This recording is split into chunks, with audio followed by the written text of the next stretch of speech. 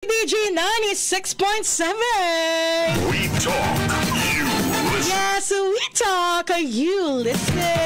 It's Tuesday morning, July 16, 2024. At kasama niyo na naman sa mga oras na to ang nag-iisa ninyong tagapanggising tuwing umaga. Ang nag-iisa ninyong buhay na alarm clock, your one and only Greta. Para pa rin yan sa programang maghahatid sa inyo ng latest na mga showbiz chismis. O diba sumasabit? Mga balitang sports, balitang pampalakasan, balitang sakalam. At syempre naman ang inyong daily horoscope, ang programang Rise and Shine. Kaya naman rise and shine na kayo everybody. Di ba magsitayo na, magsibango na, magsigising na, alisin na ang kumot. Cuddle weather ngayon, yes, pero wag kayong ano dyan. Diba? Nagbabadya ang mga bagyo. Talaga namang pumapasok na ang taglamig. Gayon pa man, hindi dapat tayo nagpapatumpik-tumpik lalo na kapag umaga. Kaya naman magsibango na kayo dyan, magsitayo na. At syempre naman alalahanin ng mga nagsa-celebrate ng kanilang mga birthdays ngayon. Nagsa-celebrate ng mga monthsary, anniversary, weeksary, kung ano pa man yung sari-saring yarn. Pwede mo yung ipabati sa ating official text line. Mag-text ka lamang sa 0929216810. Again, that's 0929216810. At syempre naman live tayo ngayon sa ating official Facebook page. Para naman makita nyo ang kagandahan ng umagang ito, hanapin nyo lamang ang DZDG Destiny Radio. Again, that's DZDG Destiny Radio. At syempre ang replay ng live ng ating mga shows ay mapapanood nyo sa ating official YouTube account. Hanapin nyo lamang din sa YouTube ang DZDG Destiny Radio. And of course, kung nais mo namang mapakinggan ang magagandang musikang hatid sa inyo ng aming himpilan, ang aming balitaan at ang aming huntahan sa maghapong ito, aba, ay pwede mo kaming pakinggan sa aming official website kung wala kang radyo. Paglabas mo ng iyong tahanan, hanapin mo lamang www.dzdg967fm.com. Again, that's www.dzdg967fm.com. Lahat yan available para sa inyong convenience. Kaya naman tutok na maghapon, magdamag, dito lamang yan sa DZDG 96.7. We talk, you listen. Yes, we talk, you listen. At habang kami ay talk ng talk at kayo naman ay nagli-listen sa magaganda naming musika, aba, nagkape ka na ba? Diba? Dapat nagkakape ka na ng ganitong oras. At ang kinakape mo dapat ay walang iba kundi ang ating paboritong ever favorite and ever yummy and healthy na MarCafe 5-in-1 plus 1 coffee. Diba? With all the healthy benefits na talaga namang makakatulong sa atin na ngayon pa lang ay i-prevent na yung mga posibleng mga sakit na pwedeng dumapo sa atin, sa ating pag-edad, hindi ba? Kasi habang umeedad ang tao, nagiging prone sa mga kung ano-anong sakit na pwedeng dumapo. Kaya as early as now, i-combat na natin yan, i-prevent na natin yung mga yan by taking a lot of healthy intake. Simulan natin yan sa masarap at very healthy na kape tuwing umaga. Kahit pa magtanghali, kahit pa maghapon. Dapat healthy ang kape at walang iba yan kundi ang ating paboritong MarCafe 5-in-1 plus 1 coffee. Kung nakikinig kayo ng programang Kasangga at Kalusugan pag umaga, di ba? Nakakaindak naman talaga at nakakasayaw yung jingle, yung song nung MarCafe 10-in-1 plus 1 naman, napaka velvet din ang lasa. Exciting talaga. Dahil andito na ang bagong 10-in-1 plus 1 coffee. Di ba? Memorize na natin yan kasi nga yan ang paborito nating kapihin tuwing umaga. Pag hindi yung 5-in-1 plus 1, yung 10-in-1 plus 1 brown rice extract. Kaya kung hindi nyo pala susubukan yan, subukan nyo na. Available yan sa inyong mga suking tindahan, groceries and drugstores. At syempre naman sa Shopee at sa Lazada. Kaya naman itry mo na dahil nga, di ba? Ang sarap ng natural. Ang sarap talaga ng natural. One more! Ang sarap ng natural. Ang sarap ng natural. Kaya naman kung hindi mo pa nasusubukan, subukan mo na ang MarCafe products. At syempre, kasabay ng mga healthy intakes natin, dapat tayo ay lagi ding nag-ehersisyo. Nagzuzumba, nagka-cardio ng bonggang-bongga para naman mas masigla ang ating maghapon. Kaya naman magsitayo na kayo dyan. Simulan nyo na ang inyong zumba, ang inyong cardio, ang inyong stretching, ang inyong warm-up, ang inyong exercise. Here is Funky Town.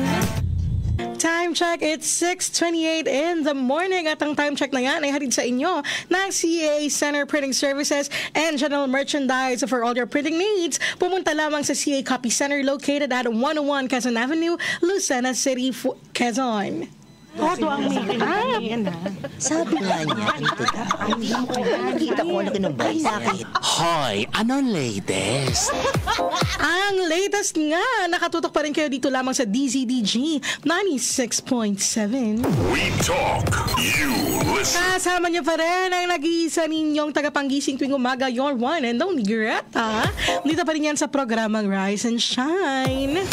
At bumabati sa atin ng magandang umaga mula sa comment section si Gwen Palero. Ang sabi niya, good morning po DJ Greta. Good morning din sa iyo, Gwen. Siyempre may mga greetings din tayo dito. Binabati ko rin ng magandang umaga mula sa radyo natin Bonpen. Yan, si DJ Choco. Ayan, si DJ Choco Martin ng radyo natin Bonpen. Diba? Magandang umaga. At binabati ko rin ng good morning. Siyempre, good morning din kay Architect Cesar Hader na nakatutok sa atin sa mga oras na to. At kay Aaron John Mangana ng Mogpog Marinduque. Good morning sa inyong lahat. Sa mga oras na ito ay hahatid ko naman sa inyo ang aming nakalap na latest na mga showbiz at chismis. Dito lamang yan sa newsroom ng DZDG 96.7. At para nga sa mga headlines, Priscilla inilantad ang kasamang babae ni John Sabora. Show ni Vice, streaming balahuraan. Todo ang meeting. Willie super reveal daw sa mga anak ni Coco.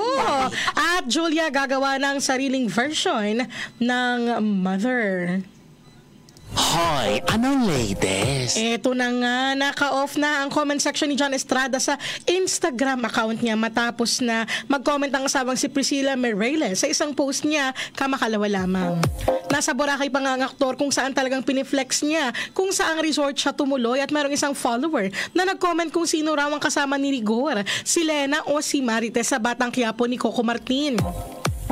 At sumagot doon si Priscilla na may binanggit siyang pangalan ng isang girl. Bukod nga sa comment na yun ni Priscilla, meron pa siyang nakakaintrigang comment na mensahe niya sa asawa. Nagkaroon nga ng issue noon ng mag-asawa na ang buong akala tuloy na sa hiwalayan pero naayos pa naman. At ngayon mukhang nagkakaproblema na naman sila at sana naman maayos pa ito. Pero kahapon nga nag-post din si Priscilla na kuha sa airport kasama ang anak nila ni John. Dahil sa issue ngayon, parang ang ibig sabihin ng nasa caption na what's next with the Brazil flag at airplane na emoji. Nasa hashtag nito ang Brazil at ang lungsod na Manaus sa Brazil. Nasa hashtag din ang Family Vacay at Vacay 2024. Kaya pwedeng bakasyon lang yun at sana naman nga hindi tuluyang iwan ang Pilipinas at si John. Hoy, anong latest? Eto nga, mabuti na lang at may mga streaming service dahil dito naman hinahabol ang pelikulang lokal na saglit lang na ipalabas sa mga sinihan dahil semplang sa takilya pero pagdating sa Netflix, talaga namang nagna-number 1 trending. Kagaya na lamang ng pelikulang Pagpag 24/7 na todo rin ang promo ng mga artista dito na sina Gerald Napoles at Nico Manalo. Pero nung nag-streaming na siya sa Netflix, halos isang linggo na siya ngayong number 1 trending. Ang tagal na ring nag-streaming ang Malyari ni Piolo Pascual at kaagad itong nag-number 1. Ngayon nga ay hindi pa rin nalalaglag sa top 10 trending kaya naman kinoconsider na ngayon ng mga film producer ang streaming service bago sila mag-produce ng pelikula. At nakachikahan nga isang beses, tuloy pa daw na mag-produce ng pelikula pagkatapos ng When I Met You in Tokyo at hinihintay lang daw na magkasundo sila sa presyo ng Netflix bago sila magsimula. Mabuti na raw na pre-sold na nila ito sa streaming service para kampante sila sa pagsisimula ng pelikula. Ang When I Met You in Tokyo ay mapapanood na sa Netflix simula July 29. Pero sa July 19 ay mapapanood muna ang Moro ni Direk Brillante Mendoza at ang 12 weeks na pinagbidahan naman ni Max Eigenman. Itong 12 weeks ay isa sa lumaban sa 18th Cinemalaya noong 2022. Sabi nga niya, dito daw. Nakita ko na kinumbay sa akin. Hoy, anong latest? Ito naman ang bonggang-bonggang latest talaga. Bigla kang naging hot topic ulit ang sinasabing di umano anak ni Coco Martin at Julia Montes. Ito ay matapos pasalamatan ng TV host ang batang Quiapo aktor sa pagbati sa mag-uumpisa na nitong comeback show sa TV5. Kaya naman nag-assume na naman ang lahat na may anak na talaga itong si Coco at Julia na wala namang masama kumbaga dahil may relasyon sila, di ba? Hoy, anong latest? Ito pa ang latest inanunsyo na ng ABS-CBN at ng Nippon TV, ang multi-platform entertainment powerhouse and ratings champion broadcaster sa Japan na magkakaroon ng Pinoy adaptation ang sikat na Japanese drama na Mother. Kikilalanin ito sa Pilipinas sa titulo nitong Saving Grace at pagbibidahan ito ng award-winning actress na si Julia Montes. Unang umera sa Nippon TV 2010, ang Mother ay ang most exported scripted format sa Asia matapos pumatok sa buong mundo ang kwento nito tungkol sa pagmamahal at pamilya. Ang Pilipinas ang ika-10 bansang gagawa ng sariling bersyon kasunod ng Turkey, South Korea, Ukraine, Thailand, China, France, Spain, Saudi Arabia at Mongolia.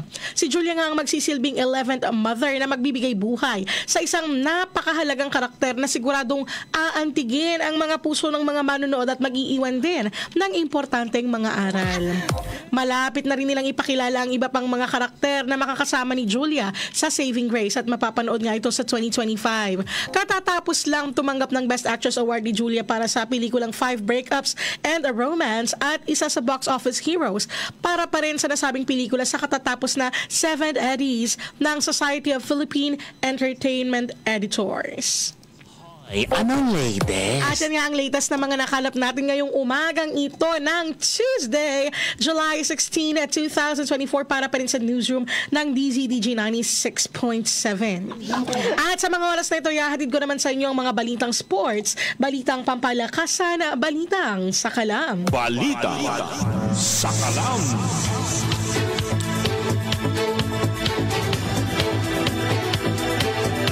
At para nga sa ating mga headlines, Galanza less creamline sasagupa sa PLDT.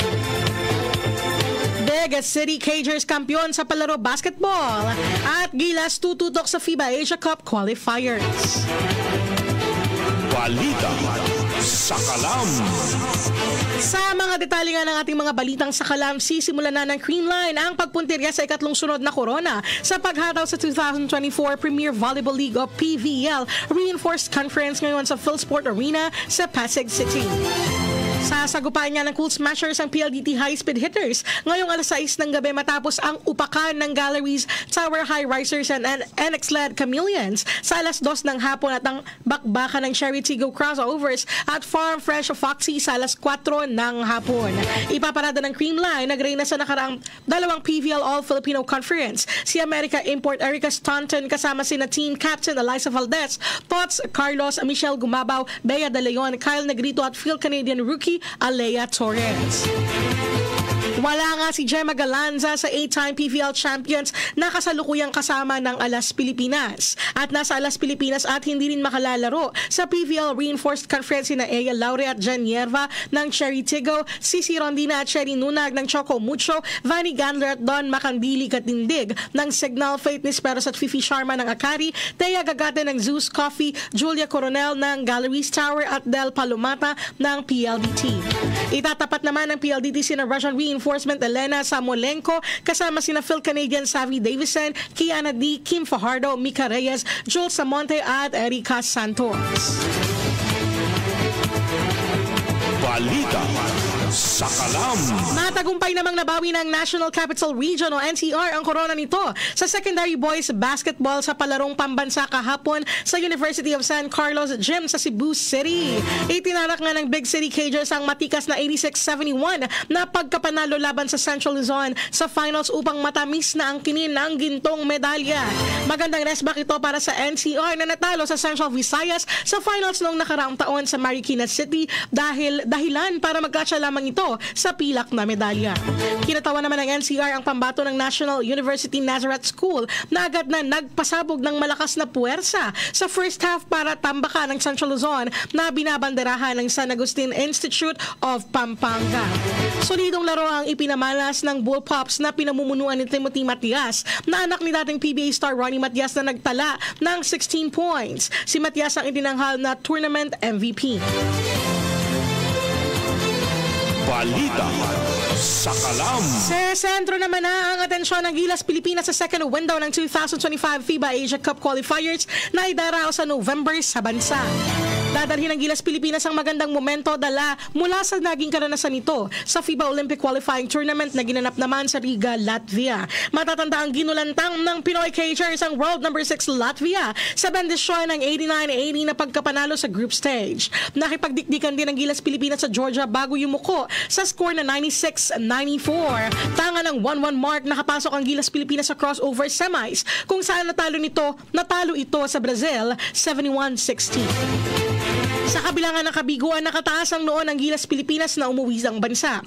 Kumbinsido naman si Ko na patunay lamang ito na kayang makipagsabayan ng Gilas Pilipinas laban sa matitikas na koponan sa mundo. Malaking kawalan din para sa Gilas si Kai Soto na nagtamo ng injury sa laban nito kontra sa Georgia. Balita sa Kalam.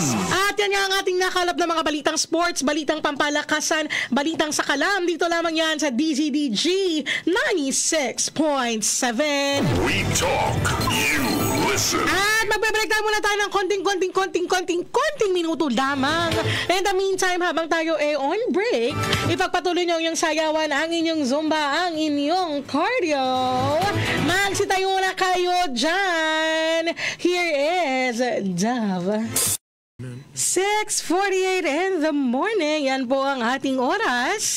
And that time check is brought to you by CA Copy Center Printing Services and General Merchandise. Need copiers and office supplies? CA Copy Center got you covered. Located at 101 Quezon Avenue, Lucena 4301 with branches in Candelaria, Lipa City, Cavite City, and San Pablo City. Stars.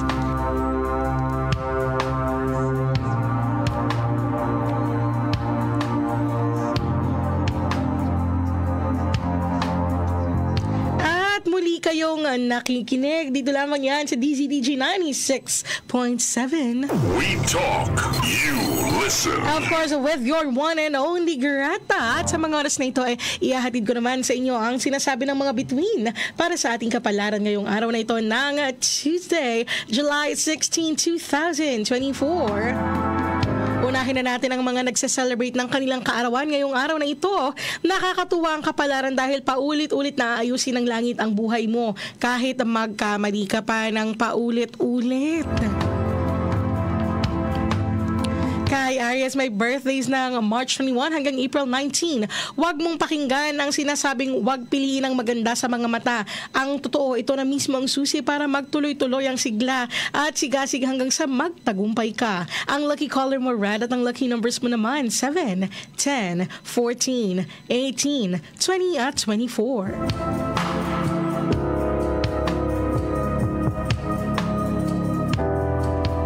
Kay Taurus, may birthdays ng April 20 hanggang May 20. Ibinalik ng langit ang mga araw na ikaw ay maswerte kaya ang nag-aakalang huminto na. Ang buenas mo ay magugulat at walang magagawa kundi ang mamangha. Ang lucky color mo burgundy at ang lucky numbers mo naman 11, 15, 21, 28, 34 at 38.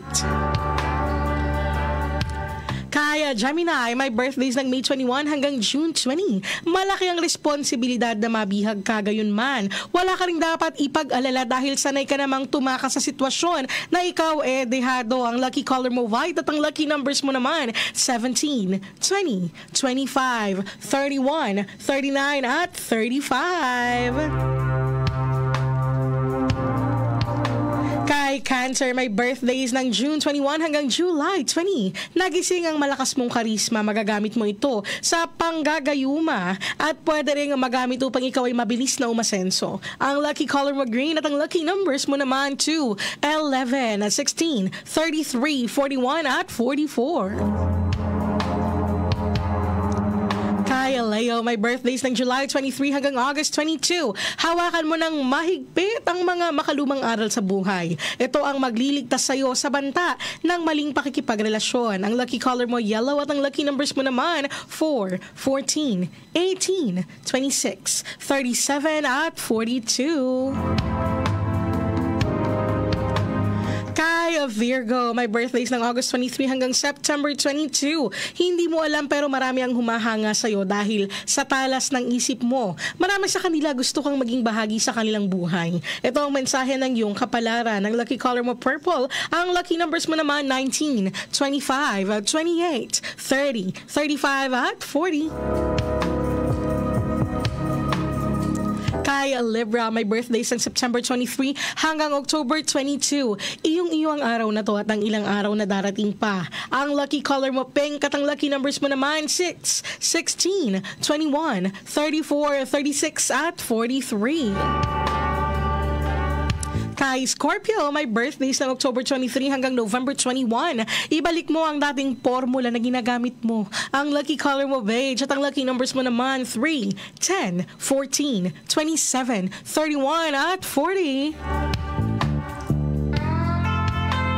Kay Sagittarius, may birthdays ng November 22 hanggang December 21. Kung ano ang kaya mong ibigay, yun lang dapat ang ibigay mo. Hindi dapat maulit ang dati na maliit lang ang kailangan pero malaki ang iyong binibigay. Ang lucky color mo blue at ang lucky numbers mo naman 8, 17, 29, 33, 37 at 43. Kay Capricorn, may birthdays ng December 22 hanggang January 19. Mahina ka ngayon dahil mabilis kang magkakagusto. Pwede ka namang lumakas sa pamamagitan ng wag na wag mong agad ipapahalata ang laman ng iyong damdamin. Ang lucky color mo black at ang lucky numbers mo naman 4, 13, 22, 27, 35 at 40. Kay Aquarius, may birthdays ng January 20 hanggang February 18. Nakakatuwa ang kapalaran mo dahil naniniwala ang may gusto sa iyo na ikaw ay seryoso. Ang lucky color mo violet at ang lucky numbers mo naman 16, 19, 23, 25, 28 at 31. At kay Pisces, may birthdays ng February 19 hanggang March 20. Lumayo ka muna sa mga taong makukulit dahil sa huli pipiliin mo pa rin ang malayang buhay na kung saan hindi ka nila maaalipin. Ang lucky color mo peach at ang lucky numbers mo naman 15, 17, 24, 27, 29 at 41. At yan nga po ang sinasabi ng mga bituin para sa ating kapalaran ngayong araw na ito ng Tuesday, July 16, 2024. Pero ang lagi nga po nating paalala, ang mga ito ay gabay lamang at tayo pa rin ang bahalang gumugol ng ating maghapon upang ito ay maging masaya, produktibo at positibo. Hindi ba? Ayan, wala na naman tayong oras. Kailangan na naman nating pansamantalang maghiwa-hiwalay.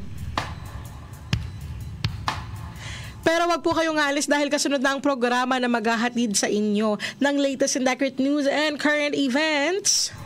Ang programang Romy and Ben at your service. This has been again your one and only Greta para sa programang maghahatid sa inyo ng latest na mga showbiz chismis, mga balitang sports, at ang inyong daily horoscope, ang programang Rise and Shine. I'll see you again tomorrow, same time, same voice, same frequency, only here on DZDJ 96.7. We talk, you listen. At habang kayo ay naghihintay ng kasunod na programa, ipagpatuloy niyo ang inyong sayawan, ang inyong zumba, ang inyong cardio. Here is the Thing Things with That's Not My Name.